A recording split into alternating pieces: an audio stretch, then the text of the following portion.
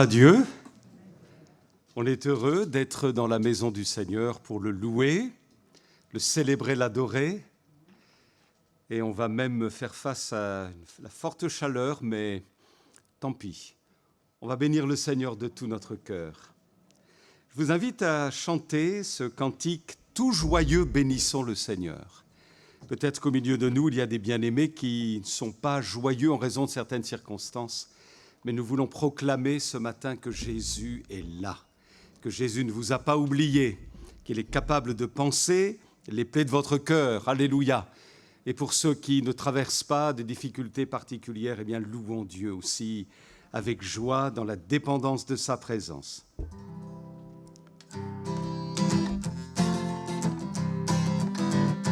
Tout joyeux bénissons le Seigneur.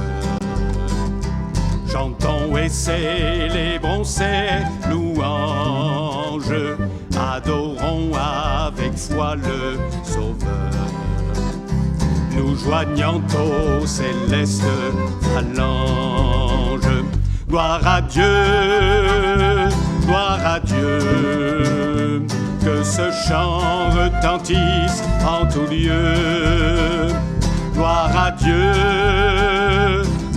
Dieu, que ce chant retentisse en tout lieu.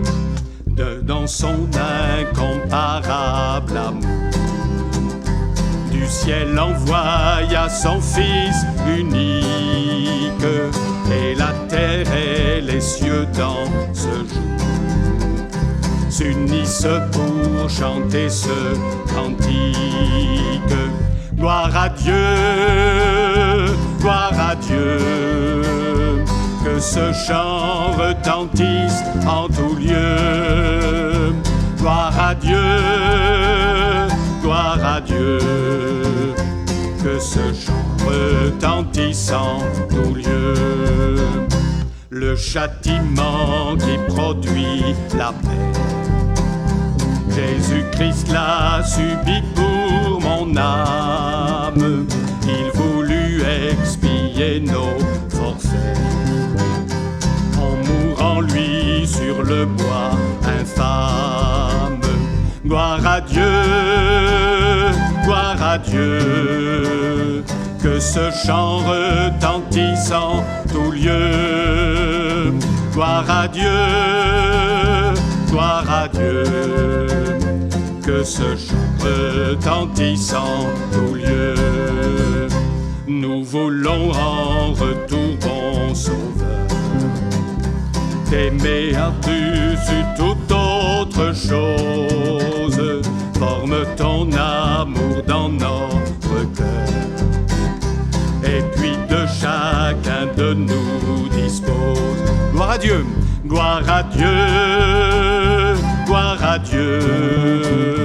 que ce chant retentisse en tout lieu. Gloire à Dieu, que ce chant retentisse en tout lieu. Vers toi, Seigneur, j'élève ma voix. Qu'elle soit du fond de notre cœur, qu'elle soit exprimée, que ce soit au travers le chant, l'adoration, exprimer les louanges, peu importe, notre vie exprime notre amour pour Jésus.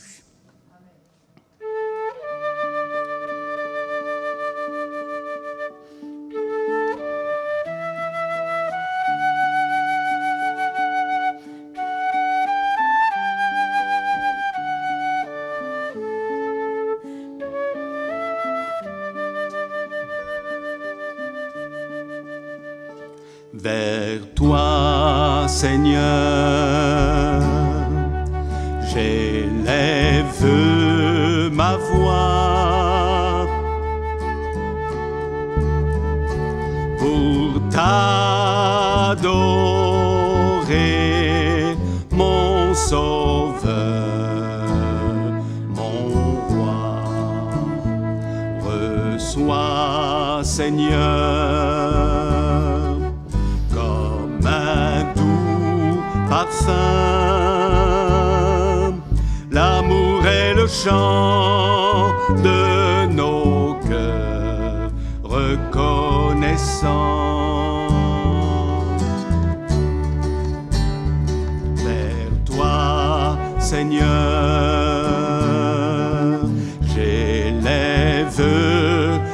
voix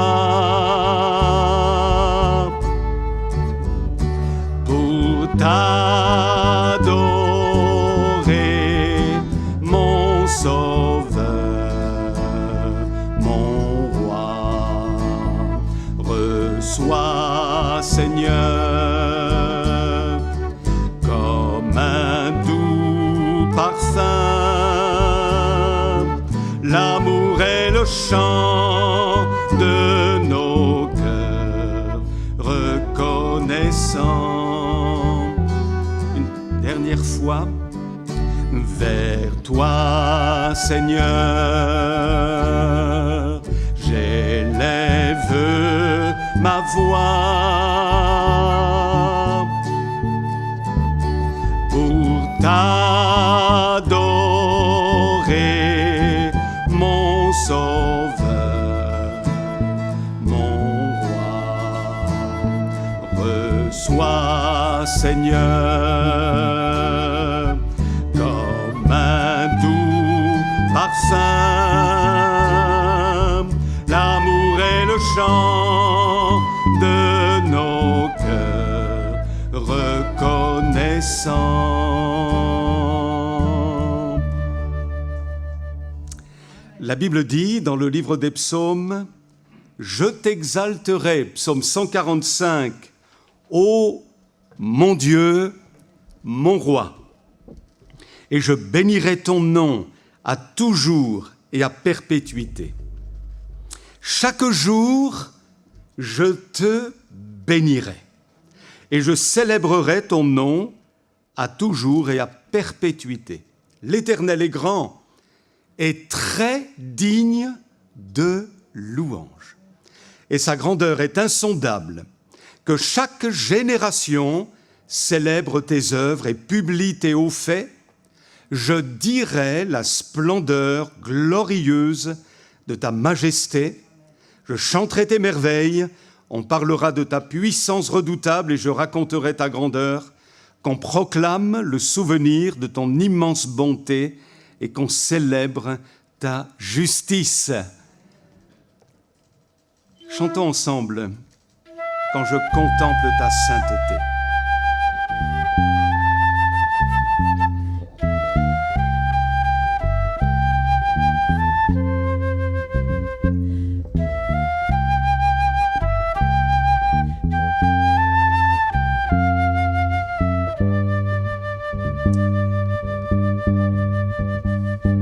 Quand je contemple ta sainteté, et quand je contemple ta beauté, et quand toutes les choses pâlissent à ta lumière, quand j'ai trouvé la joie près de ton cœur, quand je m'enveloppe de ton amour, et quand toutes les choses pâlissent à ta lumière, oh je t'adore, oui je t'adore.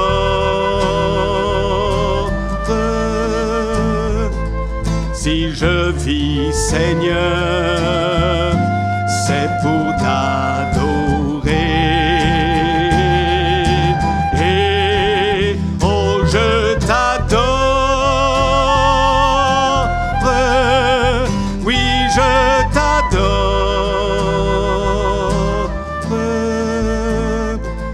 Si je vis, Seigneur, c'est pour t'adorer.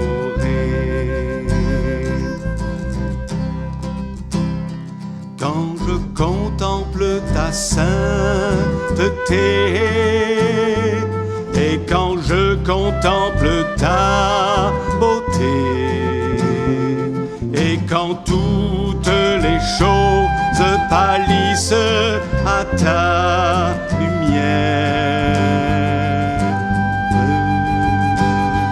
quand j'ai trouvé la joie près de ton cœur, quand je m'enveloppe de ton amour, et quand toutes les choses pâlissent à ta lumière. Oh, je t'adore, oui, je t'adore. Si je vis, Seigneur, c'est pour t'adorer. Oh, je t'adore, oui, je t'adore. Si je vis, Seigneur, c'est pour t'adorer. Alléluia. Ayons un moment de louange exprimé tous ensemble. Merci Seigneur. Oui, tu es très digne de louange. Tu es digne de l'adoration de ce que tu as racheté au prix de ta mort sur la croix.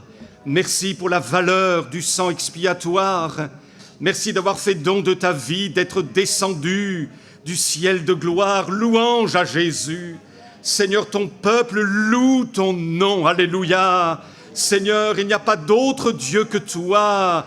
Et tu nous as sauvés parfaitement. Tu as accompli parfaitement ton œuvre jusqu'à la mort, la résurrection, l'ascension. Et tu règnes au siècle des siècles. Alléluia. Notre âme bénit le Seigneur et déclare que tu es le roi des rois, le Seigneur des seigneurs. Nous nous prosternons devant toi et nous acceptons ta royauté dans notre vie. Oh, nous célébrons ta majesté, Seigneur. Amen. Élevé à la droite de Dieu, couronné de milliers de couronnes, tu resplendis comme un soleil radieux. Levons-nous ensemble pour chanter ce cantique à la gloire de Jésus. Amen. Amen.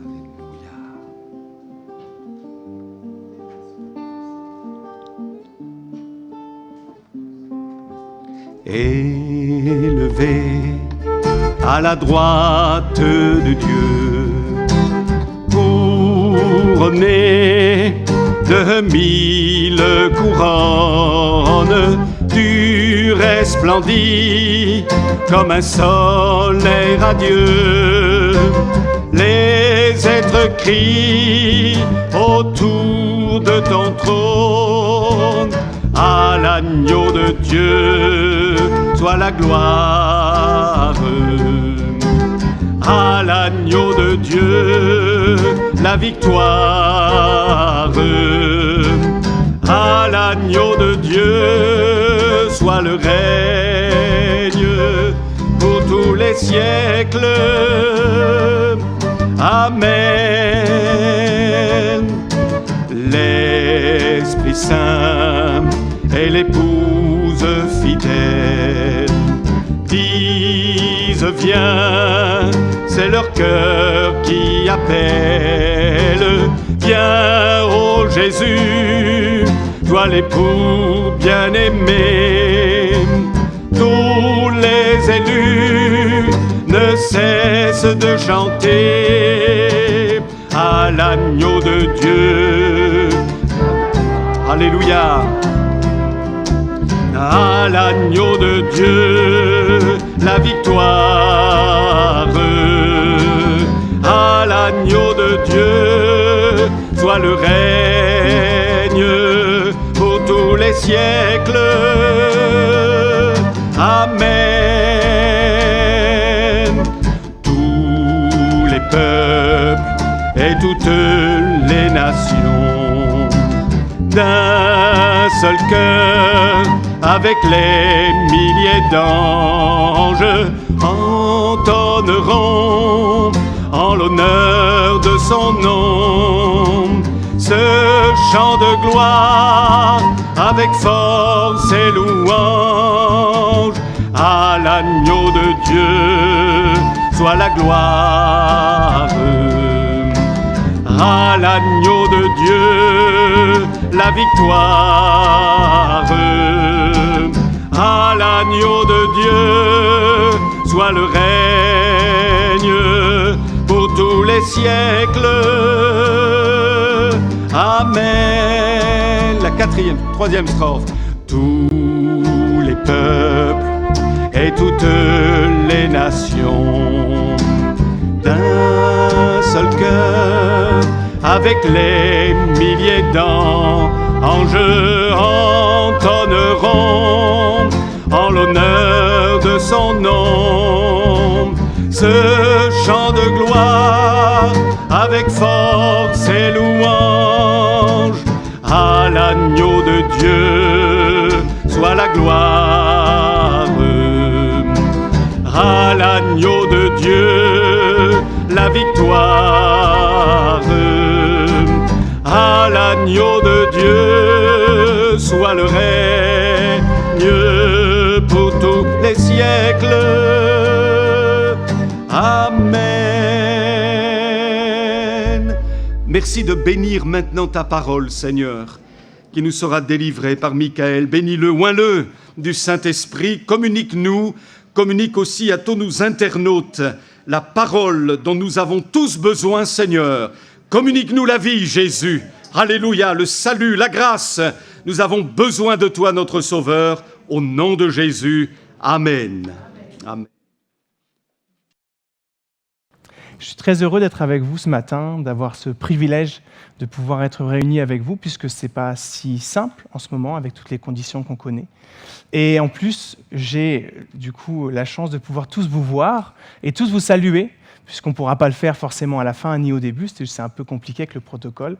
Donc je vous salue tous, je suis très heureux de tous vous voir. J'espère vraiment que vous allez bien dans le Seigneur. Et on pense aussi à tous ceux qui ne sont pas là, pour des raisons diverses, pour les congés, parce qu'ils ne peuvent pas venir, parce que les places sont limitées, etc. Et que vraiment le Seigneur puisse faire du bien à chacun de ses enfants, tous ceux qui se réclament de lui. Il est fidèle pour le faire. Alors, j'aimerais partager ce matin un message qui m'a parlé, évidemment, où le Seigneur est venu toucher mon cœur. Ce message, l'intitulerais, je dirais « Je ne suis qu'un vase entre tes mains ». Et tout de suite, il y en a qui vont dire « Mais oui, on connaît, c'est un chant qu'on a chanté des tas de fois, et un chant très simple et très vrai, qui proclame comme une prière, je ne suis rien en fait, Seigneur, qu'un vase entre tes mains. Et tout de suite, évidemment, on pense à l'épisode qui dans Jérémie, avec la maison du potier. Pourquoi ce message ? Pourquoi c'est venu frapper mon cœur ? Parce qu'on est dans une situation, vous le savez, avec le virus, qui est venu de manière très, on va dire, inattendue, et qui n'a épargné personne. Que ce soit ceux qui sont tombés malades ou ceux qui ne sont pas tombés malades, personne n'a été épargné par cette épidémie et par ses conséquences.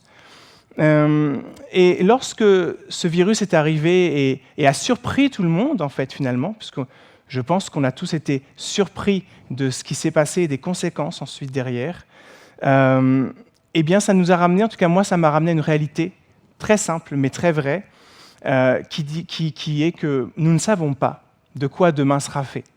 Personne ne sait, mis à part le Seigneur, de quoi demain sera fait. Et tout de suite, on pense à David, dans le psaume 31, qui disait « Mes destinées sont dans ta main, éternelle. Ce n'est pas moi qui suis maître de toute ma vie, c'est toi, Seigneur, qui as toute ma vie entre tes mains. » Et l'esprit de ce monde est un peu contraire à ça. Il voudrait nous convaincre, au contraire, qu'on peut être totalement maître de nos vies, de notre avenir, qu'on a toutes les cartes entre nos mains et qu'il suffit de jouer les bonnes. Et pourtant, l'Ecclésiaste nous dit bien que toute vie se termine de la même façon. Tout vient de la poussière et retourne à la poussière. Et malheureusement, bien malheureusement, cette épidémie est venue nous rappeler cela. Nous ne sommes rien d'autre que des vases de terre destinés, dans les mains de Dieu, à devenir des vases d'honneur. Et notre rythme de vie, nos habitudes, la vie terrestre ici-bas, aurait tendance à vite nous faire oublier tout ça. Et qu'on marche avec Jésus ou non, on est vraiment obligé, suite à ce qu'on vit, de se poser cette question de l'éternité. Où j'en suis avec l'éternité? Où j'en suis avec Jésus dans ma vie? Quelle place je lui laisse? Et finalement, c'est le bon moment, je pense. Et je pense qu'on l'a déjà fait pendant le confinement et qu'on continue à le faire. En tout cas, pour ma part, c'est vraiment un cheminement. C'est de se rappeler, de chercher à reconnaître qu'on n'est rien que les créatures merveilleuses de Dieu, qu'il a créées, chacun pour notre part, pour l'adorer, pour l'honorer, pour faire sa plus grande joie. Et on va donc lire ensemble, justement, dans Jérémie 18, cet épisode sur la maison du potier, et on va essayer de voir ensemble à quel point notre vie terrestre est fragile, mais dans la présence de Dieu et entre les mains de Dieu, à quel point nous pouvons être forts et être façonnés, formés à son image. Alors, Jérémie chapitre 18, au verset 1er. Jérémie 18, verset 1er. La parole fut adressée à Jérémie de la part de l'Éternel en ces mots. « Lève-toi et descends dans la maison du potier. Là, je te ferai entendre mes paroles. » Je descendis dans la maison du potier, et voici, il travaillait sur un tour. Le vase qu'il faisait ne réussit pas, comme il arrive à l'argile dans la main du potier. Il en refit un autre vase, tel qu'il trouva bon de le faire. Et la parole de l'Éternel me fut adressée en ces mots. « Ne puis-je pas agir envers vous comme ce potier, maison d'Israël, dit l'Éternel. Voici, comme l'argile est dans la main du potier, ainsi vous êtes dans ma main, maison d'Israël. » Amen. Et on pourra compléter avec ce verset dans Ésaïe, chapitre 64, verset 7. Donc Ésaïe, chapitre 64 au verset 7. Et il nous dit, cependant, donc Ésaïe 64, j'entends les pages qui tournent, alors j'attends un peu. Ésaïe 64, verset 7. Cependant, ô Éternel, tu es notre Père. Nous sommes l'argile, et c'est toi qui nous as formés. Nous sommes tous l'ouvrage de tes mains. Amen. Alors, cette image donc symbolique se réfère à nous. Pourquoi? Le potier. Donc le potier ici, le terme hébreu utilisé, c'est yatsar. Et yatsar en hébreu, donc il y a différentes significations. Ça veut vraiment dire former, façonner, structurer, dans le sens de donner la vie en fait. Donc on a vraiment l'image du Créateur. Et ici, on a bien l'image du divin potier, comme dans Genèse chapitre 2, au verset 7, c'est écrit « L'Éternel Dieu forma l'homme de la poussière de la terre » et au verset 19, c'est écrit « L'Éternel Dieu forma de la terre tous les animaux des champs et tous les oiseaux du ciel. » Ce verbe « forma » ici, qui est traduit ainsi, c'est encore « yatsar ». Donc c'est vraiment ce terme, le potier, là, yatsar, c'est vraiment celui qui crée, le créateur. Donc ici, on a l'image de Dieu, Dieu créateur. Le vase, c'est donc un objet creux, fragile, qui peut casser facilement s'il tombe.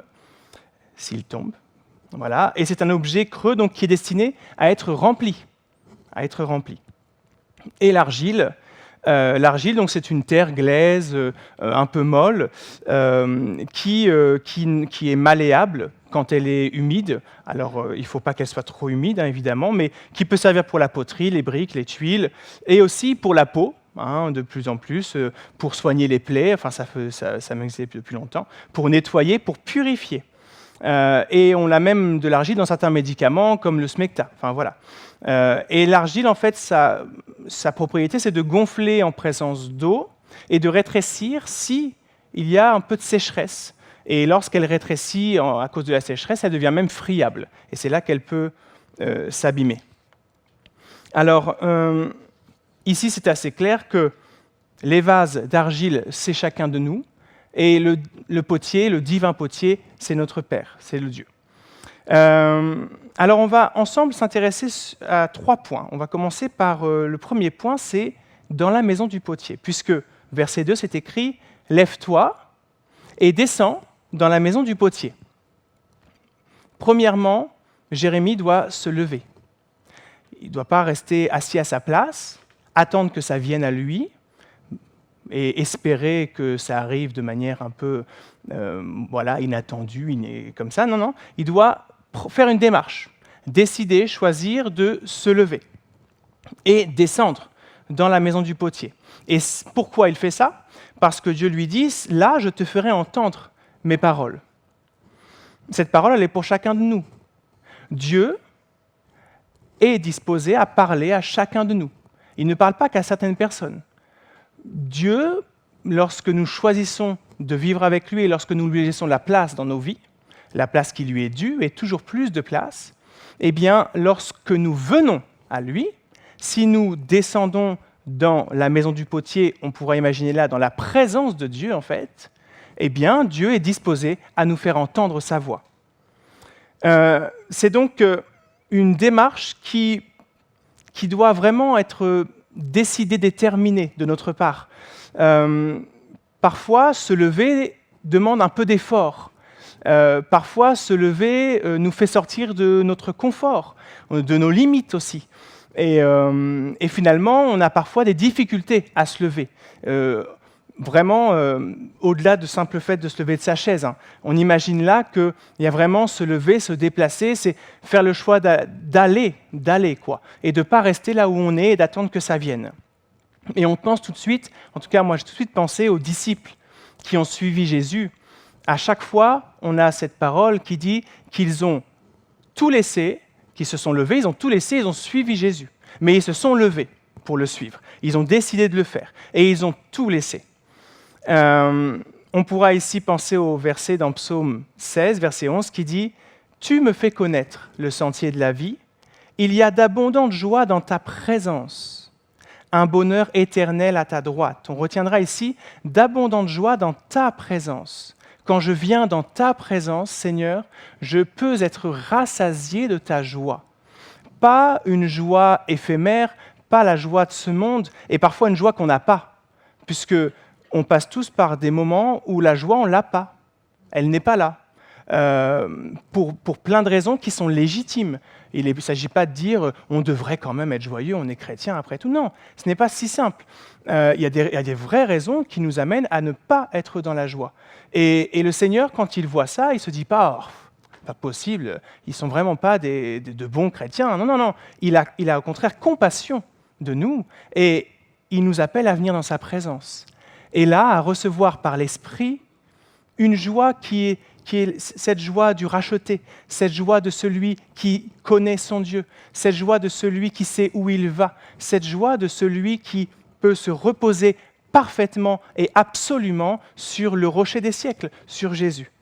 Et ici, ce qui est intéressant, c'est qu'il dit bien « Je te ferai entendre mes paroles ». Si tu viens dans la maison du potier, si tu viens dans ma présence, je vais te parler.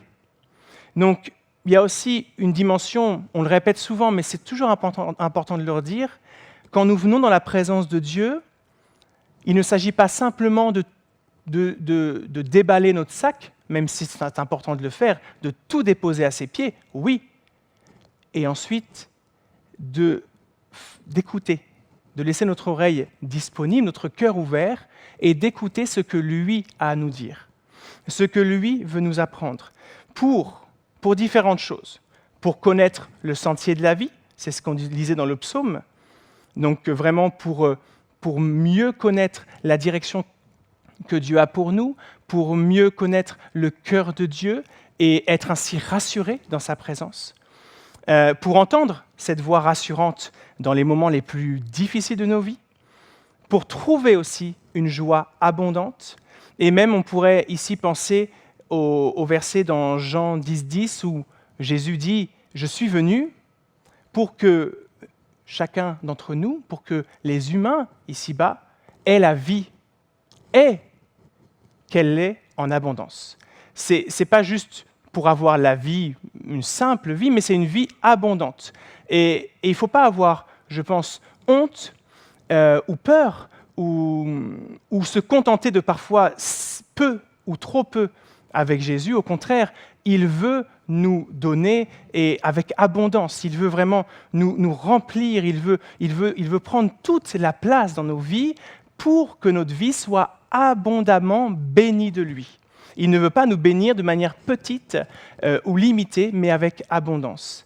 Et enfin, pour vivre un bonheur éternel, pas un bonheur éphémère, pas un bonheur qui se termine au bout d'une heure dès qu'une mauvaise nouvelle arrive. Non, un bonheur qui est fondé, qui est éternel et qui ne s'appuie pas du coup sur les joies terrestres, mais qui vraiment s'appuie sur ce qui est au ciel, sur les promesses de sa parole, qui sont oui et amen et qui sont sûres dans nos cœurs.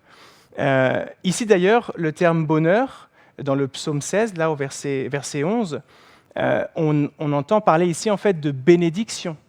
Quand il dit un bonheur éternel à ta droite, c'est en fait vraiment une bénédiction éternelle à ta droite. Des bénédictions et des bénédictions éternelles à ta droite. Le Seigneur veut nous bénir. C'est une réalité. Jamais il ne se lassera de le faire. Tout ce qu'il cherche, c'est notre bien. Toute chose concourt au bien de ceux qui aiment Dieu. C'est une réalité. Et dans sa présence, si nous venons dans sa présence, aussi fragile que nous puissions être parfois, si nous décidons de le faire et que nous mettons à l'écoute de sa voix, il vient nous rassurer, nous parler, nous murmurer parfois, même souvent, au cœur, à l'oreille, qu'il est là, qu'il est toujours là, que jamais il ne nous abandonnera, que les projets qu'il a formés pour nous sont des projets de paix et non de malheur, un avenir, de l'espérance, que toutes choses sont dans sa main, que rien ne lui échappe. Et toutes ces promesses, toutes ces réalités, il les rappelle à nos cœurs pour que nous puissions relever le genou parfois et continuer la marche, pas avec une joie éphémère, mais vraiment avec une joie abondante qui vient de la présence de son esprit. Il veut ouvrir les yeux de nos cœurs sur ce qu'il est en train de faire parfois, sur sa manière d'agir, sur ce qui est aussi parfois invisible à nos yeux, mais qui est bien réel, qui est bien réel pour lui, puisqu'il est toujours en travail. Notre Dieu est toujours en travail. Il n'est jamais en pause, en train de se dire, on va regarder un petit peu comment ils vont, ça va être difficile pour... Absolument pas. Il est toujours en travail et toujours en train d'œuvrer pour notre bien et dans les moindres détails de nos vies. Alors, dans ces temps un peu compliqués, ce qui moi m'a parlé, que je veux vous partager ce matin, c'est que, premièrement, on peut aller dans la maison du potier. Et on doit même y aller. Même si, physiquement, on ne peut pas se rassembler comme ça, tous ensemble, aussi facilement qu'avant, même si maintenant, on peut le refaire un peu, vraiment, personnellement, chacun individuellement, dans nos maisons, prendre ce temps indispensable, essentiel, de nous tenir dans la présence de Dieu, d'y venir, de nous y asseoir dans cette présence et d'attendre pour entendre ce que Dieu a à nous dire. Amen. Deuxième point. Pourquoi venir dans la présence de Dieu? On l'a un peu dit, donc pour connaître le sentier de la vie, pour être régénéré, pour être rassuré, pour entendre sa voix, etc. Et surtout, la raison ici, numéro 1, qu'on peut retenir, c'est parce qu'il veut nous façonner. Ce divin potier, il veut faire de nous un vase unique, chacun. C'est ça qui est aussi merveilleux avec l'artisanat et avec le divin artisan qui est notre Dieu, qui est l'artisan par excellence, l'artisan parfait, c'est qu'il ne fera jamais deux vases similaires. Jamais. Chaque vase sera bien unique, aura bien quelque chose de différent d'un autre. Et non pas une différence pour venir s'entrechoquer et pour venir se poser des problèmes. Non. Des différences qui viennent se compléter ensemble et faire finalement une famille, un corps pleinement uni, où chacun dans son unicité, dans le fait d'être un peu différent de l'autre, finalement apporte des richesses aux uns et aux autres. Et on retrouve là toute l'infinie variété de l'image de Dieu. Et ce qui est intéressant ici, on va d'abord retenir que lorsqu'il est descendu dans la maison, Jérémie, du potier, c'est écrit, et donc il vit le potier qui travaillait sur un tour, et le vase qu'il faisait ne réussit pas. Je relis, le vase qu'il faisait ne réussit pas. Ça veut dire que lorsque Dieu est en train de façonner un vase, cela ne peut ne pas réussir. C'est ce qui est écrit. Comme il arrive à l'argile dans la main du potier. Et là, c'est très important je pense, de s'arrêter là-dessus parce que c'est bien écrit comme il arrive à l'argile dans les mains du potier. Et non pas comme il arrive au potier de mal faire avec l'argile. Je répète, c'est pas le potier, là, on ne dit pas le vase ne réussit pas parce que le potier n'a pas su se débrouiller avec l'argile. On dit le vase ne réussit pas, il est écrit le vase qu'il faisait ne réussit pas, comme il arrive à l'argile dans les mains du potier. L'argile, bien dans les mains de son artisan, eh bien parfois, ça ne fonctionne pas. Et là, la faute, entre guillemets, en tout cas, la responsabilité, elle repose sur l'argile. Et sur la manière dont l'argile va se tenir dans les mains du potier, la manière dont l'argile va se laisser faire dans les mains du potier.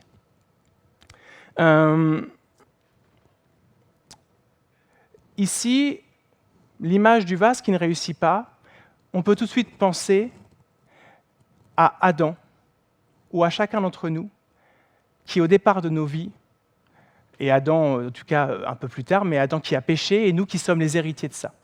C'est-à-dire que nous sommes nés pécheurs. C'est une réalité, c'est comme ça. Nous sommes nés pécheurs, nous sommes nés dans le péché. Et sans Jésus, point de salut. Sans Jésus, il n'y a pas cette vie nouvelle, il n'y a pas possibilité de faire un nouveau vase.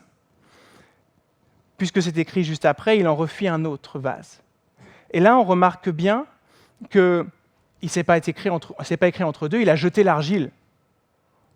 Cette argile-là, on n'arrive pas à faire avec, on va prendre un autre. Non, avec la même argile, donc la même personne, on entend ça, eh bien, on refait un autre vase. Et là, c'est l'image de la nouvelle naissance, l'image de ce que Dieu, au travers de Jésus, a voulu faire, c'est-à-dire offrir à l'humanité tout entière le salut, la délivrance, le pardon des péchés et la vie nouvelle en Jésus. Si quelqu'un est en Christ, il est une nouvelle création. Amen. Et toutes les choses anciennes sont passées. Toutes choses sont devenues nouvelles. On a vraiment cette image-là. Donc, tous ici réunis, et puis ceux peut-être qui nous regardent à la maison, ceux peut-être qui ne connaissent pas encore le Seigneur, il est bon de savoir que Dieu ne rejette personne. Dieu ne va mettre à la poubelle personne. Dieu ne fait de croix sur personne. Parfois, on a fait une croix sur nos vies. Parfois, on nous a dit que nous n'étions plus bons à rien. Et en fait, là, Dieu nous montre que même si on t'a dit que tu n'étais plus bon à rien, moi, je peux faire avec toi un autre vase. Je peux refaire avec toi une nouvelle création. Une création qui, cette fois, sera bien plus parfaite. Si tu te laisses faire entre mes mains, je vais te former, te façonner et faire de toi ce vase d'honneur que tu es destiné à être. Puisqu'au départ, lorsque Dieu a créé ce monde et tout ce qui s'y trouve, il avait pour but que nous puissions, les uns et les autres, être ses adorateurs et être dans une paix parfaite, dans une joie parfaite, totalement, absolument bénis dans nos besoins, sans aucun besoin finalement autre que celui d'être dans la présence de Dieu. Et tout cela a été corrompu par le péché.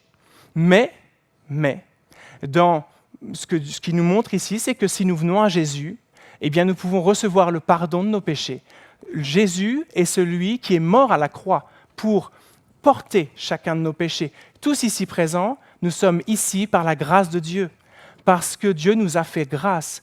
Nous ne valons pas plus qu'un autre, nous n'avons rien à faire valoir d'autre d'ailleurs, si ce n'est Jésus mort, crucifié pour nos péchés et ressuscité et qui vit aujourd'hui en nous. Amen. Et alors, il est intéressant ici de s'arrêter sur la fin du verset 4 quand il dit qu'il a refait un autre vase tel qu'il trouva bon de le faire. Je voudrais ajouter ce verset dans Ésaïe 38 qui dit que « Seigneur, c'est par tes bontés que l'on vit. » Donc c'est Ésaïe 38, versets 16 et 17. « Seigneur, c'est par tes bontés que l'on vit. C'est grâce à elles que j'ai encore un souffle de vie. Tu m'as restauré, tu m'as fait revivre.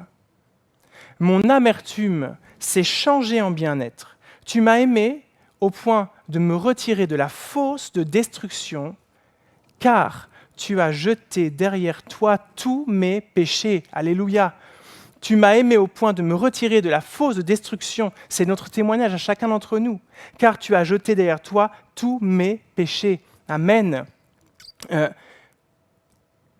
Celui qui, peut-être ici au milieu de nous, connaît Jésus et donc a marché avec lui, marche avec son Seigneur et il peut être un vase qui ne réussit pas non plus, ou qui réussit mal, ou qui a du mal à réussir, parce que le chemin de la vie fait qu'il y a des fêlures, des cassures, des choses qui sont venues aussi peut-être dans la vie prendre une certaine place et venir abîmer la relation avec le potier, la communion avec le Dieu créateur. Puisqu'ici, pour que l'argile réussisse dans les mains du potier, il faut que l'argile se laisse faire et il faut qu'il se laisse faire jusqu'au bout. Jusqu'au bout. Et en ce qui nous concerne, l'image est claire. Jusqu'au bout, ça veut dire jusqu'à ce qu'il nous reprenne.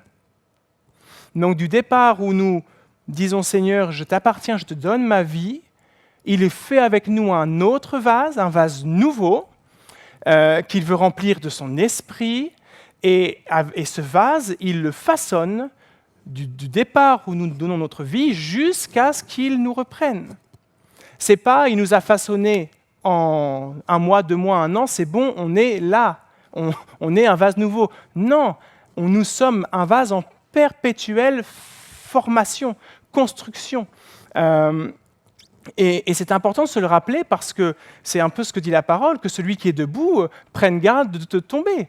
Lorsque nous sommes relevés grâce à Dieu, que nous marchons en nouveauté de vie, alléluia,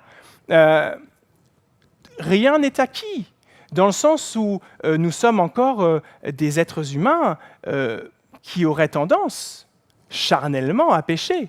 Mais dans la présence de Dieu, par sa puissance qui vit en nous, par son esprit, par sa parole, par la communion que nous entretenons avec lui, nous pouvons marcher et marcher encore en nouveauté de vie, sans cesse transformés de gloire en gloire à son image, et ainsi être ce vase qui va être en perpétuelle formation, qui va être parfait et qui sera au final parfait, parce que Dieu veut faire avec chacun de nous des vases d'honneur parfaits. Amen. Il nous faut donc, je voulais dire à celui qui est peut-être abîmé que rien n'est perdu non plus. C'est la même image. Si jamais, là, en ce moment, tu peux avoir ce sentiment que ton vase ne réussit pas vraiment, que le vase que tu es a perdu une certaine communion, une certaine relation avec le potier, eh bien, ce n'est pas acquis, ce n'est pas fini. Non, tu peux revenir dans la présence de Dieu, descendre dans la maison du potier, te tenir dans sa présence, demander pardon pour ce qui a besoin d'être pardonné, et il pardonnera encore, et ensuite te laisser à nouveau être façonné, et il va reprendre le travail. Il va venir réparer ce qui est brisé et ce qui est cassé ou ce qui est fêlé. Et la puissance surnaturelle de Dieu ici, là, avec tout ce qu'il est dans son amour, c'est qu'il peut, et aucun humain ne peut le faire, il peut venir tellement soigner parfaitement que les cicatrices ne sont même plus visibles. Amen. Il peut venir soigner tellement parfaitement que les cicatrices ne sont plus visibles aux yeux de Dieu, premièrement. Et il peut vraiment venir guérir, restaurer, régénérer. C'est ce qu'il veut faire avec chacun de ses enfants. Jamais il ne veut faire autre chose que du bien pour chacun de nous. Il nous faut donc être malléable, comme l'argile humide là, dont on parlait, malléable entre les mains de Dieu pour qu'il nous façonne à son image. Et attention, tout ça est aussi une question d'équilibre. Et seul Dieu peut le trouver, et c'est à nous de le trouver aussi en sa présence. Trop d'eau, l'argile, on ne peut plus rien faire avec. Et pas assez d'eau, elle se casse. Donc c'est un juste équilibre. Et le tour, c'est pareil.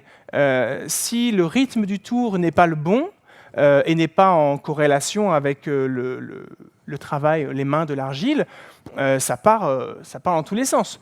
Donc, il faut trouver un équilibre. Il faut que chacun d'entre nous, nous puissions trouver le juste équilibre dans notre communion avec Dieu pour nous laisser être façonnés à son image. Amen. Donc, venir dans la maison du potier, dans sa présence, pour être à son écoute, le laisser faire. Et deuxième point, nous placer entre ses mains, nous laisser faire entre ses mains et le laisser façonner, et façonner un vase d'honneur. J'aimerais lire avec vous dans 2 Timothée au chapitre 2, donc deuxième épître à Timothée, chapitre 2, verset 20 à 22. Donc 2 Timothée, chapitre 2, verset 20.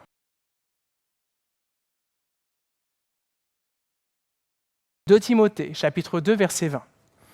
Dans une grande maison, il n'y a pas seulement des vases d'or et d'argent, mais il y en a aussi de bois et de terre. Les uns sont des vases d'honneur, et les autres sont d'un usage vil. Si donc quelqu'un se conserve pur en s'abstenant de ces choses, il sera un vase d'honneur, sanctifié, utile à son maître, propre à toute bonne œuvre. Fuis les passions de la jeunesse et recherche la justice, la foi, l'amour, la paix, avec ceux qui invoquent le Seigneur d'un cœur pur. » Et on pourrait encore continuer, mais on va s'arrêter là. Donc ici, on nous parle d'une grande maison. La famille de Dieu que nous formons est une grande maison, quand même, relativement grande, qu'on aimerait toujours voir s'agrandir davantage, avec de plus en plus de personnes qui s'approchent de Jésus, amen, hein, mais c'est déjà une grande maison. Et dans cette grande maison, eh bien, qui réunit l'ensemble des croyants, ou plutôt tous ceux qui se disent croyants. Parce que c'est un peu ce qui est écrit là, et il faut finalement être un peu honnête et vrai avec la réalité des choses. Hein. Dans cette grande maison, il y a des vases d'honneur et des vases d'un usage vil. Autrement dit, il y a un peu ce qui est bon et ce qui est mauvais. Tout n'est pas parfaitement bon. Nous ne sommes pas encore au ciel. Donc il ne faut pas se voiler la face. La réalité de cette grande maison n'est pas toujours forcément parfaitement équilibrée, sans aucun heurt, et elle a désespérément besoin de Dieu, pour qui il est, et seulement pour qui il est. Les impies existent, les sectes existent, les faux docteurs existent, les divisions existent. Mais l'Église du Dieu vivant existe bien, elle aussi. Et cette Église du Dieu vivant, elle réunit tous ceux qui forment le corps de Christ. Et selon ce que dit la parole, en Éphésiens 1, 22 et 23, c'est la plénitude de celui qui remplit tout en tous. Si nous avons à nous réclamer d'une seule chose, c'est de Jésus-Christ, mort, crucifié à la croix, ressuscité, et qui doit être celui qui nous remplit parfaitement, et ainsi nous formons ensemble l'Église du Dieu vivant, ce corps de Christ solide, et nous dans la présence de Dieu, nous pouvons nous laisser être formés pour être tous ensemble des vases d'honneur. Ce n'est pas à nous qu'il convient de dire qui va être un vase d'honneur et un vase d'un usage vil. pas ce qui est écrit. Et d'ailleurs, c'est même écrit qu'il y a des vases d'or, d'argent, de bois, de terre. Voilà, tout est là. Ce qui compte, c'est que si quelqu'un se conserve pur, donc ça concerne chacun dans sa propre responsabilité.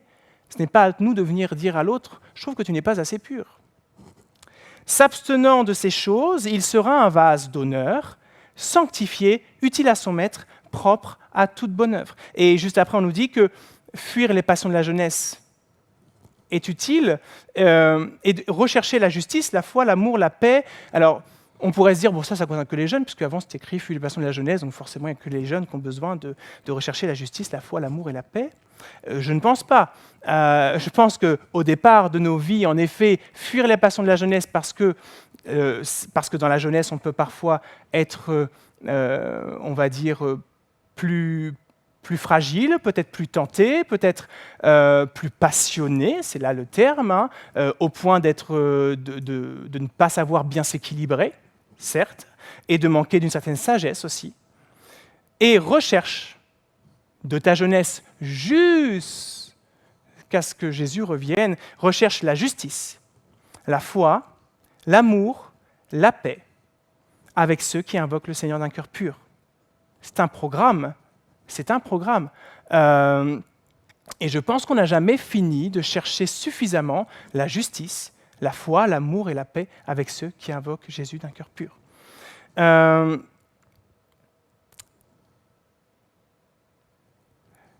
Je vous donnerai une citation d'Henri Rossier.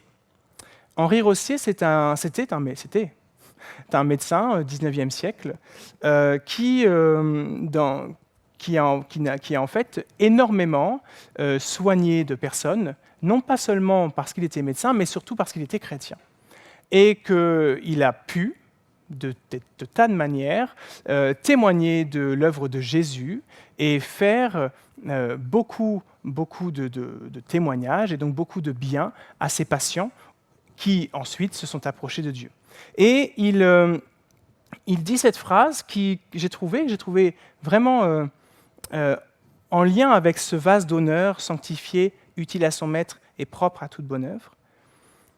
Il dit « Là où l'incrédulité et la corruption dominent le monde, le chrétien fidèle se sépare.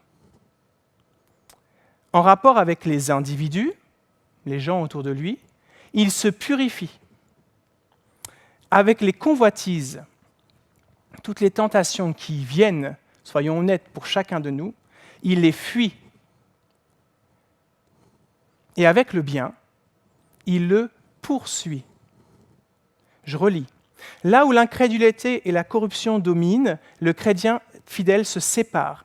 Il nous faut nous séparer. Il faut que ce soit net, clair et précis que nous avons choisi Jésus et pas autre chose. C'est pas Jésus et un peu du monde. C'est pas ah oui mais quand même. Non, la séparation elle est claire, elle est nette et elle est pour notre salut. En rapport avec les individus autour de lui, il se purifie. Se purifier, c'est pareil. C'est pas quelque chose qui se fait une fois. C'est un acte, le terme se purifier, c'est quelque chose qui doit être constant, qui doit sans cesse être une recherche. Se purifier, c'est quelque chose qui est un processus. Avec les convoitises, il les fuit. Il ne va pas chercher à combattre avec. Il ne va pas combattre contre la chair et le sang. Il ne va pas, le chrétien que nous sommes ne va pas chercher à lutter seul et à se dire « oui, je suis un warrior, je vais y arriver ». Non, il fuit les convoitises. Quand la tentation vient, il fuit. Il ne fuit pas parce qu'il est lâche, mais il fuit parce qu'il ne va pas se jeter dans la gueule du loup, tout simplement. Et parce qu'il sait qu'il y a là un danger et qu'il vaut mieux venir se cacher en Christ. Amen. Et avec le bien, il le poursuit. C'est pas il le suit, il le poursuit. Il va à la chasse du bien. Parce que on le perd si vite et si facilement. Il peut aller un peu trop loin, on l'a perdu de vue. Et ça nous arrive à tous de perdre le bien de vue.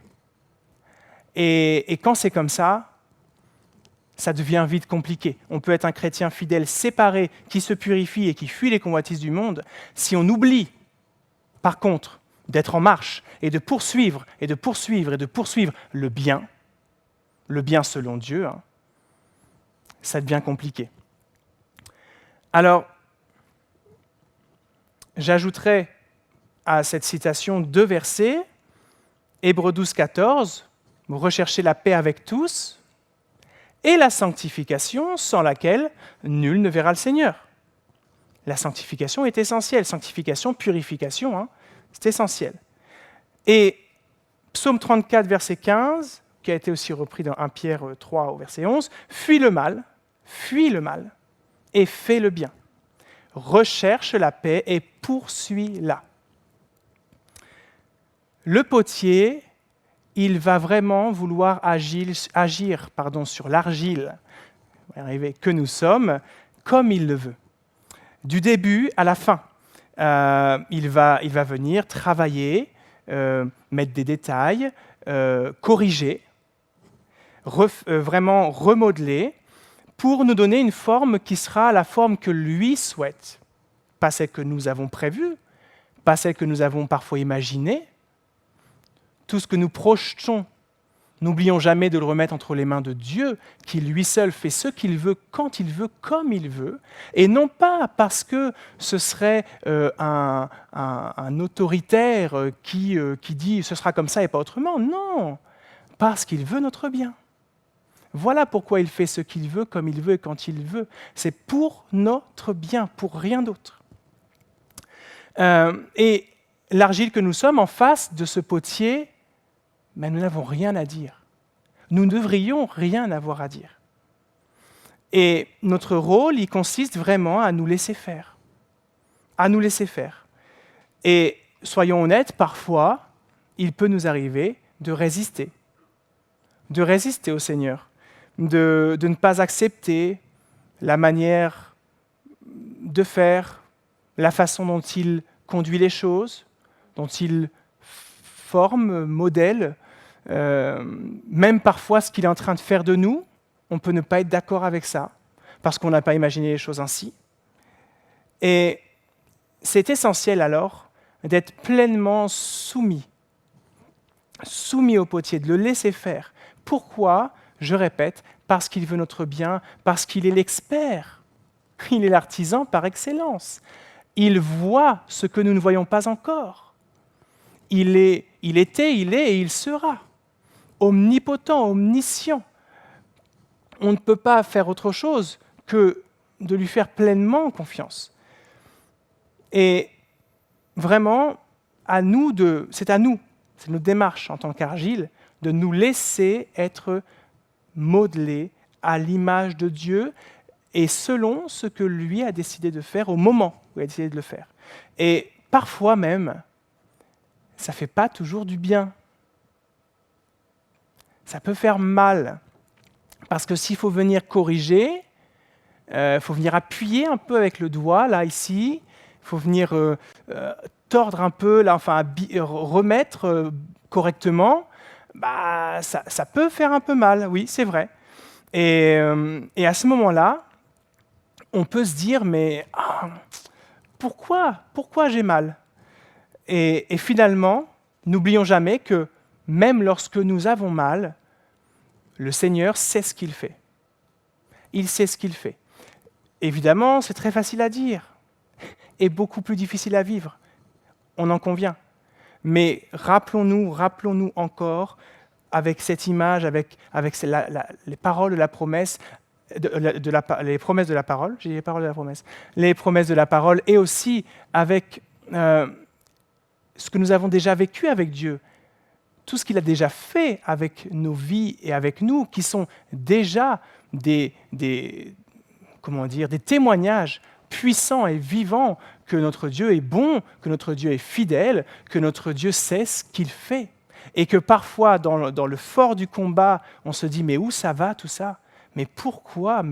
Et quand on sort de tout cela, grâce à Dieu, fort, debout, et qu'on prend du recul et qu'on se retourne un peu, on se dit « ah oui, là je comprends, je sais pourquoi. » Et qu'à chaque fois que nous puissions vivre ça, que nous ayons pris suffisamment de recul pour nous dire « mais en fait, Dieu ne faisait pas ça par hasard, ou n'a pas permis ça par hasard, tout cela avait un but », que ça puisse venir nourrir nos cœurs, venir fonder notre foi, pour que lorsque peut-être arrivera une prochaine épreuve, nous puissions dire « Seigneur, je sais qui tu es. Je sais qui tu es et je sais qui je suis en toi, donc je ne m'inquiète pas. Je sais que l'argile que je suis, si je me laisse faire entre tes mains, je n'ai pas à m'inquiéter, tu vas faire de moi un vase d'honneur, tu vas venir me protéger, tu vas venir me tenir, tu vas faire attention à moi, tu vas œuvrer pour mon bien. » Amen. Et enfin, pour terminer, il est important, on l'a dit au départ, le vase est destiné à être rempli. Et il nous faut être particulièrement vigilants de quoi nous nous remplissons. On est d'accord. Le vase est destiné à être rempli, on peut mettre plein de choses dans un vase, et c'est à nous d'être vigilants sur ce qui est dans nos cœurs, sur ce que nous laissons entrer dans nos cœurs et la place que nous laissons à tout cela. 1 Corinthiens 6,19 dit « Ne savez-vous pas que votre corps est le temple du Saint-Esprit, qui vous a été donné par Dieu et qui maintenant demeure en vous. Vous ne vous appartenez donc pas à vous-même. » À partir du moment où nous choisissons le Seigneur, il vient prendre place en nous, nous devenons le temple du Saint-Esprit. C'est à la fois, quand on le dit comme ça, on se dit « Waouh !» C'est un peu impressionnant, mais c'est aussi un honneur. C'est un honneur. On doit toujours se reconsidérer cela et se dire « Mais Seigneur, mais qui suis-je pour que tu acceptes de venir habiter en moi, de venir prendre place dans ma vie ?» Et on est d'accord que nous ne sommes rien que des vases d'argile. Mais lui, il décide de venir prendre place dans nos vies et de faire de nous des vases d'honneur. Amen. Il veut que nous puissions vivre et marcher en étant remplis du Saint-Esprit. Galates 5,16, « Marchez selon l'Esprit et vous n'accomplirez pas les désirs de la chair. » On a désespérément besoin de l'Esprit de Dieu dans nos vies, de le laisser agir, de le laisser faire. Et ce n'est pas juste ce que 1 Corinthiens 6,19 dit, on est le temple du Saint-Esprit, oui et amen, mais on va rajouter Actes 1, verset 8, « Vous recevrez une puissance. Le Saint-Esprit survenant sur vous et vous serez mes témoins à Jérusalem, dans toute la Judée, la Samarie et jusqu'aux extrémités de la terre. » Quand on donne notre vie à Jésus, oui, il prend place en nous, nous devenons le temple du Saint-Esprit, mais ça ne s'arrête pas là. Non, ce n'est qu'un tout petit commencement. Il prévoit derrière, il promet de venir nous remplir, nous baptiser de l'Esprit et nous remplir de cette vie de Dieu. Nous remplir de cette vie de Dieu pour que nous puissions être des vases d'honneur tels que nous devons être, des vases d'honneur dignes de Jésus et dignes de ce nom. Et plus que cela encore, au psaume 23, verset 5, c'est écrit « Tu oins d'huile ma tête et ma coupe déborde ». Donc non seulement il veut nous remplir, mais il veut qu'en plus on déborde. Il veut vraiment nous remplir jusqu'à débordement. On en a entendu on l'a dit tout à l'heure, la vie en abondance. Il ne veut pas nous donner un peu et dire « Allez, contente-toi de cela ». Et honnêtement, tous autant que nous sommes, nous avons une tendance humaine à nous dire « c'est déjà bien, c'est déjà bien ». À finalement nous dire, ou parfois peut-être avoir peur, enfin il peut y avoir tellement de sentiments humains qui viennent parasiter ce que Dieu, lui, veut faire avec chacun de nous.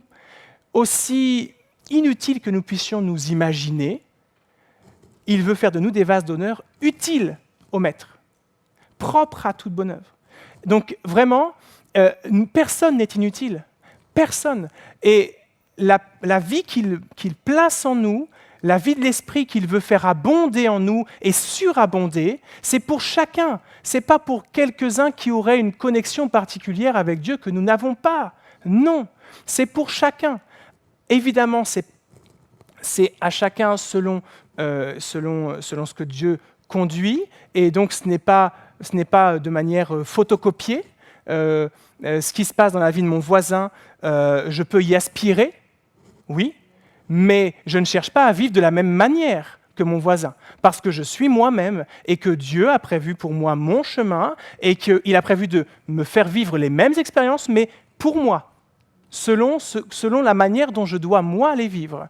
Et cela, c'est vrai pour chacun d'entre nous. Et il veut faire de nous des témoins vivants, puissants, remplis d'esprit, qui débordent de Jésus autour de nous, pour que les autres voient Jésus vivre en nous. Ils voient l'amour de Dieu vivre en nous et ils se disent, il y a quelque chose.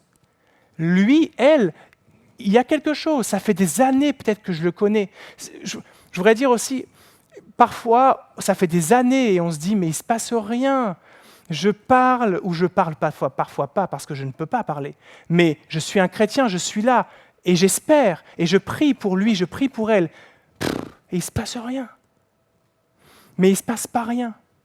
Parce que Dieu œuvre dans l'invisible et les prières que je lui apporte pour peut-être ma famille qui est perdue, pour mes voisins, mes collègues, tout ce que je dépose à ses pieds, il le sait, il le connaît, il s'en charge et il est en train d'œuvrer dans les cœurs. Et à nous d'être prêts au moment où il y aura l'ouverture pour dire « mais oui, viens Jésus ». Et à ce moment-là, il ou elle viendra et on sera émerveillé de voir ce que Dieu est en train de faire. Et il l'aura fait au travers de nos petites vies. Parce que nous aurons décidé d'être des vases d'argile, fragiles, mais entre les mains de Dieu, forts, remplis d'esprit et utiles à l'œuvre du Maître. Amen. Alors, je terminerai avec 2 versets. 2 Corinthiens 4, 7, où Paul dit « Nous portons ce trésor, le trésor de la vie de Dieu, le trésor du salut, le trésor de sa parole. Nous portons tout cela dans des vases de terre, des vases d'argile, afin que cette grande puissance soit attribuée à Dieu et non pas à nous. Restons à notre place toujours de vases d'argile entre les mains du potier. Ne prenons pas la place du potier, ne cherchons pas à le faire. Laissons-le faire et que nous puissions être conscients que nous avons un trésor en nous qu'il faut partager, oui, mais tout ce que nous sommes capables de partager, de dire, de faire, ce n'est que par la grâce de Dieu. Ce n'est que par la puissance de Dieu qui agit en nous. Et ce n'est en aucun cas grâce à nous ou grâce à nos peut-être capacités, talents, facilités, etc. Et quand on parlait du vase qui déborde, la coupe qui déborde dans Psaume 23, on débordait de quoi ? Eh bien, débordait du fruit de l'esprit. Amour, joie, patience, bonté, bienveillance, foi, douceur, maîtrise de soi. Galates 5, 22, 23.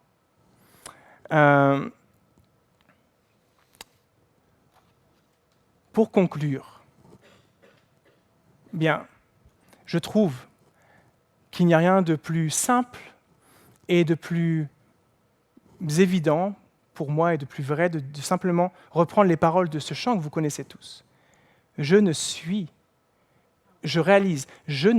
qu'un vase, rien d'autre, entre tes mains. Vase d'argile que tu as façonné et que tu façonnes encore. Je ne suis qu'un vase entre tes mains, vase fragile, entre les mains du potier. Fragile, mais je suis entre les mains du potier. Déverse en moi ton huile sainte, Seigneur, déverse en moi cette huile pure, sainte, pure, sanctifie-moi, purifie-moi, et que Jésus soit toujours glorifié. Amen. On prie ensemble. Mon Dieu, je te bénis parce que tu es Dieu. Je te bénis parce que tu as donné Jésus. Je te bénis parce que tu as choisi de prendre place dans nos vies. Je te bénis pour les vases que nous sommes. Je te bénis parce que dans nos imperfections, tu veux venir corriger, refaire, modeler à ton image pour faire de nous des vases d'honneur, que c'est glorieux et c'est un honneur pour nous, un privilège que de pouvoir être entre tes mains des vases d'honneur qui soient sanctifiés, utiles à ton œuvre et propres à toute bonne œuvre. Seigneur, viens sanctifier encore nos cœurs, viens vraiment agir dans nos vies par la puissance de ton esprit. Viens, Seigneur, nous remplir de toi seul, que nous puissions nous nourrir de toi, de ta parole, de ta présence, que nous puissions ne jamais être rassasiés de toi, mais toujours te chercher davantage et venir à toi parce que tu as entre tes mains pour nous tant et tant de bénédictions. Que notre coupe déborde, Seigneur, qu'elle déborde de toi pour tous ceux qui sont autour de nous et pour la seule gloire de ton nom. Amen. Alléluia. Gloire à Dieu. Alléluia.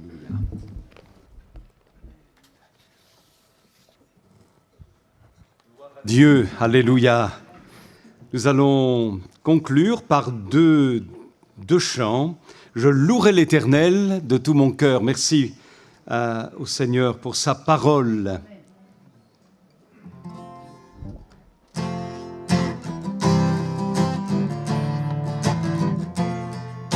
Je louerai l'Éternel de tout mon cœur.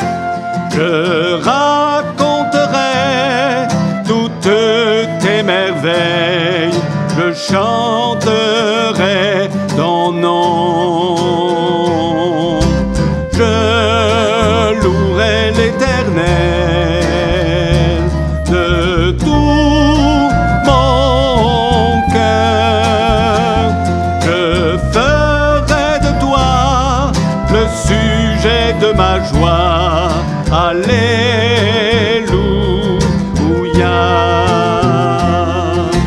Je louerai l'Éternel de tout mon cœur. Je raconterai toutes tes merveilles. Je chanterai ton nom. Je louerai l'Éternel de tout mon cœur. Je ferai de toi le sujet de ma joie. Alléluia.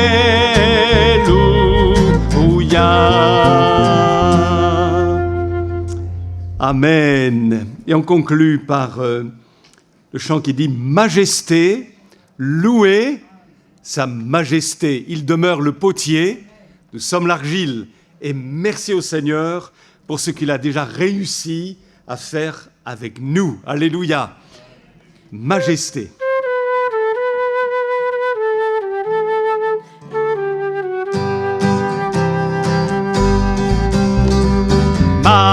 Majesté, louez sa majesté. À Jésus soit honneur, louange et gloire. Majesté, suprême autorité, amour et paix coule d'en haut sur ses sujets. Exalté, oui élevé, le nom de Jésus. Glorifié, magnifié, Jésus-Christ le roi. Majesté, louez sa majesté. Roi crucifié, ressuscité, glorifié. Majesté, majesté, louez sa majesté.